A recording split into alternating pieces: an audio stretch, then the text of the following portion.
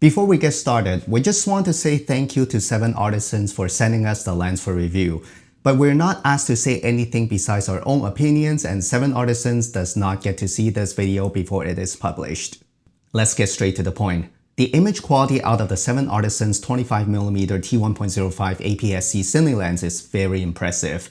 Yes, it is not super sharp, especially at T1.05, but that is actually a good thing because, as I said in my previous videos, when it comes to filmmaking, a super sharp lens is usually not the most ideal. That's why we put diffusion filters in front of lenses, especially photo lenses. When you're filming at T1.05 and you focus on something close to the lens, the focus area is just so thin that everything seems blurry. That is just the way lenses work, but it is definitely a dreamy look that a lot of people are actually interested in using stylistically. So having the option to do that without any filters is actually great.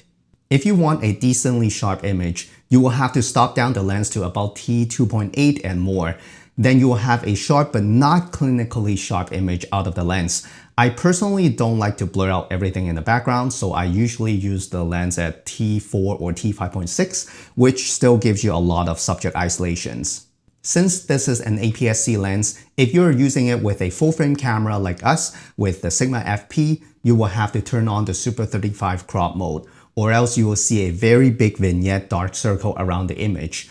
After the Super 35 crop, the 25mm focal length will become around 35 to 37mm, which is a very great general focal length, and that's why we picked the 25mm lens to review. With modern day cameras, cropping into Super 35 is not going to degrade the image that much because most cameras like the Sigma FP actually downsamples from a higher resolution to 4K when using the full sensor, and it is just 1:1 pixel readout when in crop mode, which means it is still 4K to 4K when it is in crop mode. Yes, using the camera in crop mode means the subject isolation or the background blur will be less compared to full frame because of the distance between you and the subject. But don't forget that this is a T1.05 lens. With the crop factor, it will be around 35mm T1.5, which still has a lot of subject isolation if that's what you need. So you don't really have to worry about that. If you're using this lens with a crop sensor camera or APS-C camera, you just use it as a regular lens. One thing that doesn't change even when the subject isolation became around T1.5 is the super bright aperture at T1.05 because the amount of light coming into the lens is still at T1.05. So you will be able to use this lens in a super dark environment, and that is definitely an advantage using an APS-C lens even on a full-frame camera. This lens can see in very dark environment, definitely the brightest lens I've ever used. I'm not joking, sometimes if you want to film at night at T1.05, you might need ND filters because the street lights are too bright with the lens wide open. So one very important thing is to get super strong ND filters if you want to use this lens during the daytime at T1.05. I would suggest to get ND filters that are at least 6 stops or more. When it comes to the bokeh and the bokeh balls, they are very big. If you focus on something close, even the street lights 50 feet away will turn into huge bokeh balls. I would say the quality of the bokeh is not bad at all. Not much onion rings and halos, but they are pretty much all in cat eye form except the ones in the very center.